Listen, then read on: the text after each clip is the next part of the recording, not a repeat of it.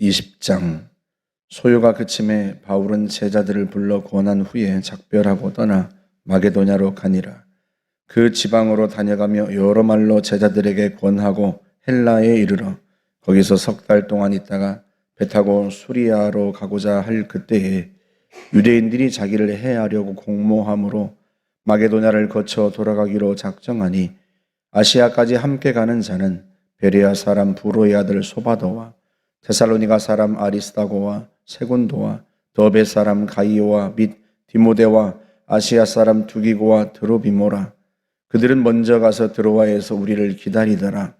우리는 무교절 후에 빌립보에서 배로 떠나 닷새 만에 드로아에 있는 그들에게 가서 2일을 머무니라. 그 주간의 첫날에 우리가 떡을 때려 하여 모였더니 바울이 이튿날 떠나고자 하여 그들에게 강론할새 말을 밤중까지 계속하매, 우리가 모인 윗다락에 등불을 많이 켰는데 유두고라 하는 청년이 창에 걸터 앉아 있다가 깊이 졸더니 바울이 강론하기를 더 오래 하매 졸음을 이기지 못하여 3층에서 떨어지거늘 일으켜보니 죽었는지라. 바울이 내려가서 그 위에 엎드려 그 몸을 안고 말하되 떠들지 말라, 생명이 그에게 있다 하고 올라가 떡을 떼어 먹고 오랫동안 곧 날이 새기까지 이야기하고 떠나니라. 사람들이 살아난 청년을 데리고 가서 적지 않게 위로를 받았더라. 우리는 앞서 배를 타고 아소에서 바울을 태우려고 그리로 가니 이는 바울이 걸어서 가고자 하여 그렇게 정하여 준 것이라. 바울이 아소에서 우리를 만나니 우리가 배에 태우고 미돌레네로 가서 거기서 떠나 이튿날 기오 앞에 오고 그 이튿날 사모에 들르고 또 그 다음날 밀레도에 이르니라. 바울이 아시아에서 지체하지 않기 위하여 에베소를 지나 배 타고 가기로 작정하였으니 이는 될 수 있는 대로 오순절 안에 예루살렘에 이르려고 급히 감이러라.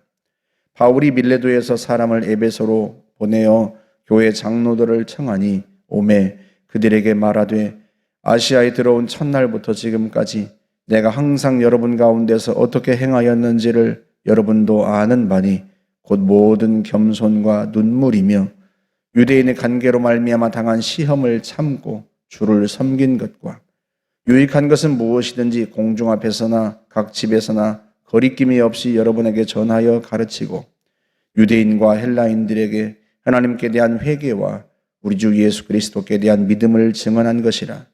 보라, 이제 나는 성령에 매여 예루살렘으로 가는데 거기서 무슨 일을 당할는지 알지 못하노라.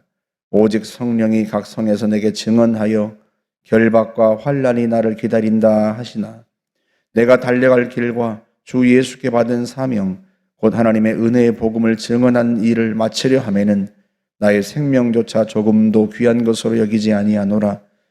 보라, 내가 여러분 중에 왕래하며 하나님의 나라를 전파하였으나 이제는 여러분이 다 내 얼굴을 다시 보지 못할 줄 아노라. 그러므로 오늘 여러분에게 증언하거니와 모든 사람의 피에 대하여 내가 깨끗하니 이는 내가 꺼리지 않고 하나님의 뜻을 다 여러분에게 전하였음이라. 여러분은 자기를 위하여 또는 온 양떼를 위하여 삼가라.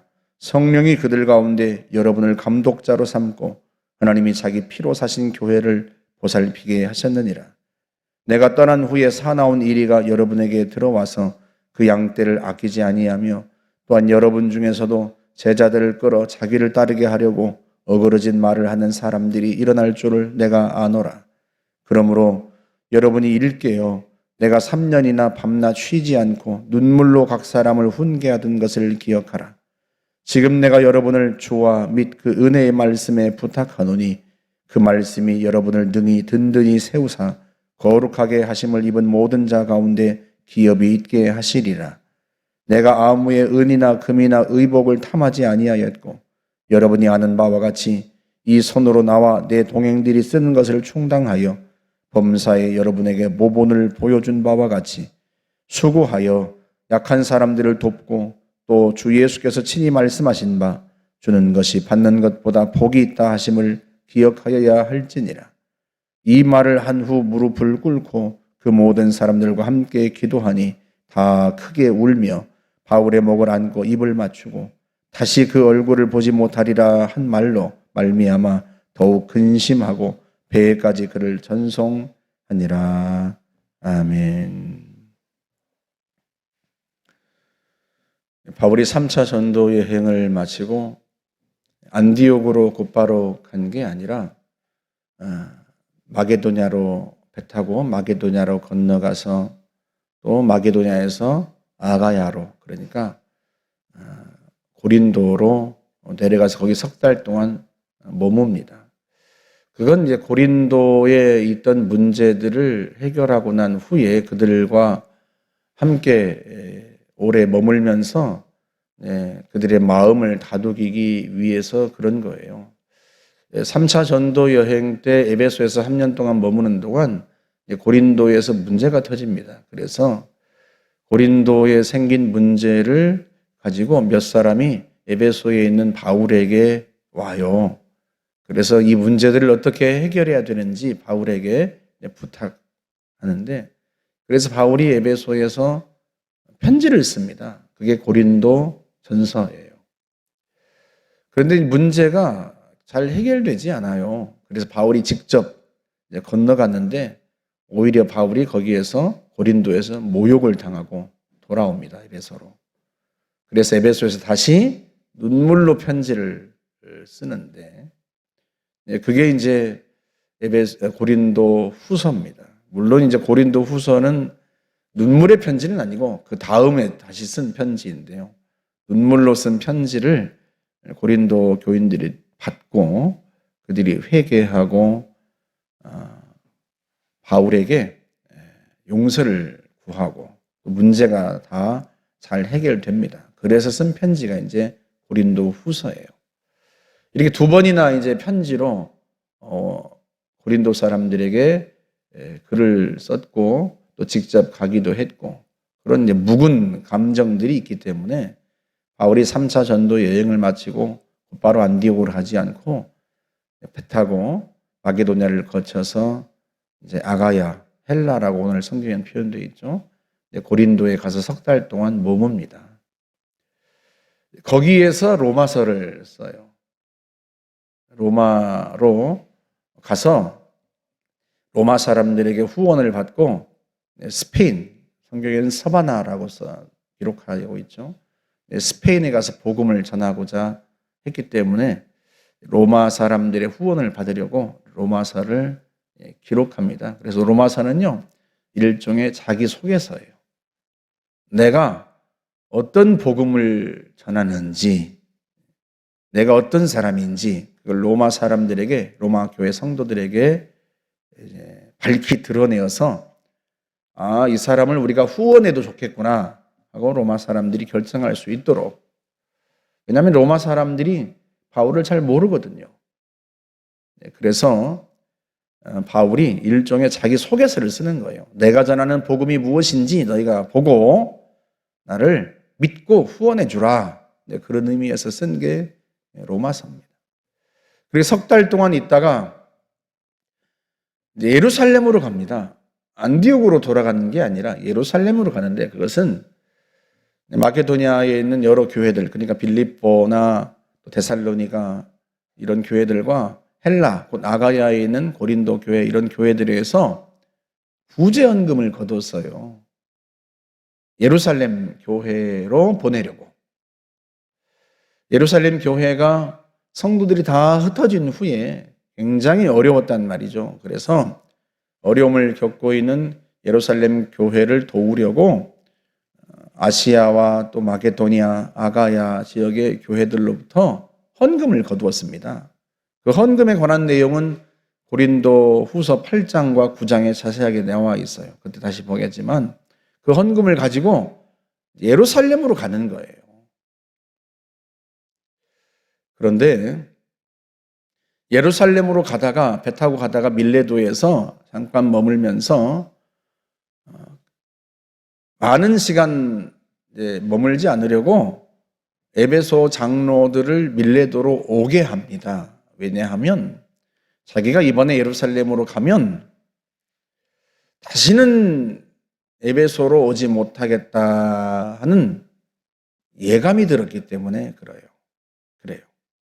그래서 오늘 본문 22절에 보면 보라 이제 나는 성령에 매여 예루살렘으로 가는데 거기서 무슨 일을 당하는지 알지 못하노라.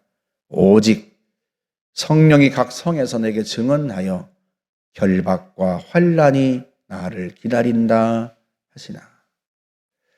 그러니까 각 성을 지날 때마다 성령께서 누군가를 통하여 바울에게 말씀하시고 또 바울 자신에게도 감동하시는데, 내가 예루살렘에 가면 결박당하여 체포되어서 환난을 당하겠구나. 그걸 아는 거죠. 그래서 25절에서도 이제는 여러분이 다 내 얼굴을 다시 보지 못할 줄을 아노니 하고 말합니다. 이제 가면 다시는 에베소 교회 성도들의 얼굴을 보지 못할 것 같은, 그래서 에베소 교회 장로들을 불러서 주님이 자기 피로 사신 교회, 이 교회를 돌보게 한 그 장로들에게 권면하려고 부르는 거예요. 교회를 잘 돌보라 하고 부탁하고 싶은 거죠. 어떻게 교회를 돌봐야 하는지는요, 이미 바울이 본으로 다 보였어요. 그래서 바울이 자기가 에베소에서 3년 동안 어떻게 목회했는지 그것부터 이야기합니다. 그러니까 내가 너희들에게 보여준 대로 그렇게 성도들을 돌봐라, 그런 의미예요. 바울이 에베소에서 3년 동안 복음을 전하고 교회를 세우고 난 다음에 바울은 항상 교회를 세운 후에 그 교회에 장로들을 세웠습니다. 그 중에 이제 막 예수 믿은 성도들 중에 그 중에 나이가 지긋하고 지혜롭고 또 신실한 사람들을 몇 사람 세워서 그들로 하여금 교회를 돌보게 했단 말이죠. 에베소도 마찬가지예요. 그러면 바울이 어떤 본을 보였는가? 그들이 어떻게 교회를 섬기고 성도들을 돌봐야 하는가? 18절에서 바울이 이렇게 말합니다. 아시아에 들어온 첫날부터 지금까지 내가 항상 여러분 가운데서 어떻게 행하였는지를 여러분도 아는 바니 곧 모든 겸손과 눈물이며. 첫 번째는요, 겸손과 사랑으로 돌봐야 해요. 그냥 겸손이라고 하지 않고요, 모든 겸손이라고 표현을 합니다. 그러니까 리더는 정말로요, 겸손해야 돼요. 리더가 하는 일이 뭐겠어요? 그리스도를 나타내는 것, 자신의 말과 가르침, 또 행동, 그 모든 걸 통해서요, 성도들에게 그리스도를 나타내는 거예요. 그게 리더의 역할이에요. 목사나 장로, 권사, 목자 모두는요, 자신을 통해서 성도들이 예수님을 보아야 돼요. 그런데 자신이 교만하여서 도리어 자기를 높이면 되겠습니까? 그래서요, 리더는 항상 겸손해야 돼요. 그게 예수님께서 가르쳐 주신 바이기도 합니다. 마태복음 11장 29절에서 주님이 말씀하시죠. 나는 마음이 온유하고 겸손하니 내 멍에를 메고 내게 배우라. 주님은요, 겸손하셨어요. 예루살렘 성에 십자가를 지려고 예루살렘에 입성하실 때도 나귀를 타고 가시죠. 왜 나귀를 타고 가세요? 보라, 네 왕이 겸손하여 나귀 새끼를 타고 오나니. 주님께서 그 예언의 말씀을 이루시려고, 자신이 얼마나 겸손한 왕인지를 보여주시려고 나귀를 탔단 말이에요. 그것도 나귀 새끼를. 다른 사람들처럼 왕처럼 말을 타고 그렇게 당당하게 예루살렘 성에 입성하시는 게 아니에요. 예수님은요, 항상 말씀으로나 행동으로나 겸손을 보여주셨고 또 겸손하라 우리에게 말씀하십니다. 여러분, 리더는요, 말과 행실이 같아야 되고 그 말과 행실을 통해서 성도들이 예수님을 본다는 걸 항상 잊어버려서는 안 돼요. 게다가 성도들이요, 리더들이 가르치는 가르침과 리더의 그 인격을 동일시합니다. 무슨 말이냐면, 리더가 겸손하고 그 인격이 훌륭하면 그의 가르침을 기쁘게 받아들입니다.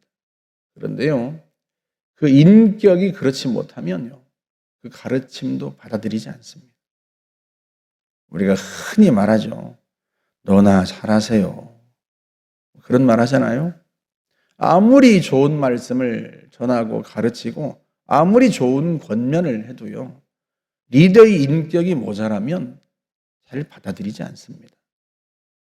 그 리더의 인격과 그의 가르침을 성도들은 항상 동일시해요. 그래서 바울이 내가 모든 겸손과 눈물로 너희들을 돌봤다 하고 그 말을 먼저 하는 거예요. 교회 지도자들이라고 우쭐하고 자기를 앞세우고 자기를 드러내고 그러면 안 된다 하는 거죠. 우리가 항상 예수를 오래 믿을수록 직분을 받으면 받을수록 또 사명을 맡으면 맡을수록 우리 자신을 항상 돌아봐야 돼요. 내가 교만한가? 내가 나를 드러내려고 하는가? 아니면 예수님처럼 나는 겸손한가? 나는 항상 주님을 드러내려 하는가? 또 성도들이 나를 통해서 그리스도를 보는가? 그걸 항상 염두에 두고 우리 자신의 인격을 늘 성숙하게 하는데 힘써야 합니다. 말은 누구나 잘할 수 있어요. 그러나 정말로 중요한 것은요, 그 말을 뒷받침하는 행동이고요, 삶입니다. 그게 인격, 신앙의 인격 아니겠어요? 그래서요, 저와 여러분들이 항상 예수님 닮아가려고 힘써야 돼요. 두 번째는요, 바울이 이렇게 합니다. 유대인의 관계로 말미암아 당한 시험을 참고 주님을 섬긴 것과.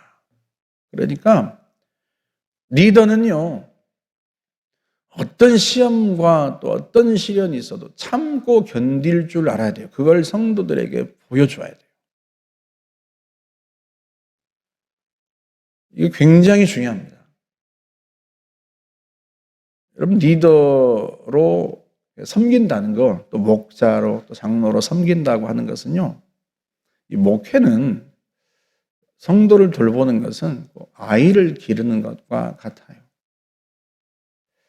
우리가 아이를 기르다 보면요, 마음이 급해집니다. 아이들한테 잔소리를 많이 해요. 특별히 아이들이 뭐 공부를 안 한다, 그것 때문에. 옛날에 우리 어머니들은요, 말을 막 하셨잖아요.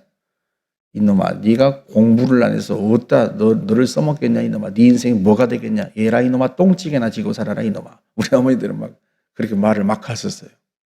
왜? 자식을 사랑하는데 자식이 잘 됐으면 좋겠는데 철이 들었으면 좋겠고 그러는데 마음이 급해서 막. 아이는 금방 크지 않거든요. 시간이 걸리고. 그래서 참고 견뎌야 되는데요. 바울이요, 성도들을 돌보는 것도 돌보는 거지만 복음을 전하는데 유대인들이 자기를 너무 괴롭힌단 말이에요. 그래서 목회하면서 복음을 전하면서 부단히 참고 견뎠어요. 자기를 괴롭히는 사람들 때문에, 그리고 또 성도들 때문에도 힘든 일이 많지만 참고 견뎠습니다. 그래서요, 그걸 이야기해 주는 거예요. 참고 견뎌라. 시험이 와도 참고 견뎌야 하고, 또 성도들에 대해서도 참고 견뎌야 하고, 그 견디는 것, 그게 리더의 덕목이기도 해요. 엄마들이 마음이 급하면요, 자칫 애들을 망칩니다. 애들이 어긋나요. 그래서 부단히 참고 견딜 줄 알아야 돼요. 저와 여러분도. 성도들이 자라가는데, 이제 막 예수를 믿은 사람이 자라가는 데는 시간이 필요하고요. 부단한 섬김이 필요해요. 그래서 참고 섬겼다, 그렇게 말을 합니다. 세 번째는요, 겸손하고 참고 견뎌야 하지만 그렇다고 해서 마땅히 가르쳐야 되는 것도 가르치지 않아서는 안 돼요. 그래서 바울은 마땅히 가르쳐야 할 건 담대히 가르쳤습니다. 그래서 20절에서 그렇게 이야기해요. 유익한 것은 공중 앞에서나 각 집에서나 유익한 것은 무엇이든지 거리낌이 없이 여러분에게 전하여 가르쳤다, 그렇게 표현합니다. 그러니까 반드시 가르쳐야 된다 하는 것은요, 거리낌 없이 가르쳤어요. 공중 앞에서나 많은 사람들 앞에서나 집에서나 또 개인적으로 있든지 어느 때든지 간에 가르쳤어요. 여러분 한번 생각해 보세요. 성도들이 헌신을 꺼려 한다고 해서 목사가 헌신을 가르치지 않는다면 여러분 제자 될 수 있겠어요? 성도들이 전도를 부담스러워 한다고 해서 목사가 복음을 전하는 것에 대해서 가르치지 않고 또 전파하지 않는다면, 선포하지 않는다면 여러분 복음이 전파되겠습니까? 교회가 세워지겠어요? 또 성도들이 제자 될 수 있겠습니까? 그래서요, 겸손해야지만 동시에 담대하게 마땅히 가르쳐야 될 것은요, 가르쳐야 합니다. 그게 리더의 덕목이에요. 그래서 인격이 더더욱 중요해요. 인격. 겸손함과 동시에 담대함을 겸비해서 성도들을 돌봐야 하는 게 참 쉽지 않아요. 더더군다나 참고 견디면서. 그 길을 주님께서 먼저 가셨고 또 주님의 제자들과 사도들이 또 따라갔고 오늘도 우리가 그 길을 가는 거예요. 그래서 저와 여러분들이요, 부단히 우리 자신을 살펴서 우리의 인격이, 신앙 인격이 성숙하고 있는지 돌아보고 늘 주 앞에 간구하고 또 나의 말과 행실이 성도들에게 본이 된다, 나를 통해서 그들이 그리스도를 본다 하는 걸 잊지 않아야 합니다. 그래서 교회의 직분자가 된다는 것, 리더가 된다는 것, 쉬운 일은 아니지만 주님께서 우리에 맡겨주신 영광스러운 일인 줄 알아서 저와 여러분들이 부단히 성장해가고 성숙해가고 또 예수님 닮아갈 수 있기를 주님의 이름으로 축복합니다. 함께 기도하겠습니다. 좋으신 하나님 감사합니다. 주님께서 값주고 피로 사신 교회를 돌보도록 우리에게 직분을 맡겨주시고 또 사명을 주시오니 감사합니다. 아버지 하나님, 성도들을 돌보고 교회를 섬기는 데 있어 정말로 저희들이 겸손하고 참고 견디며 또한 담대하여 복음을 전하고 주님을 닮아갈 수 있도록 도와주시고 함께하여 주옵소서.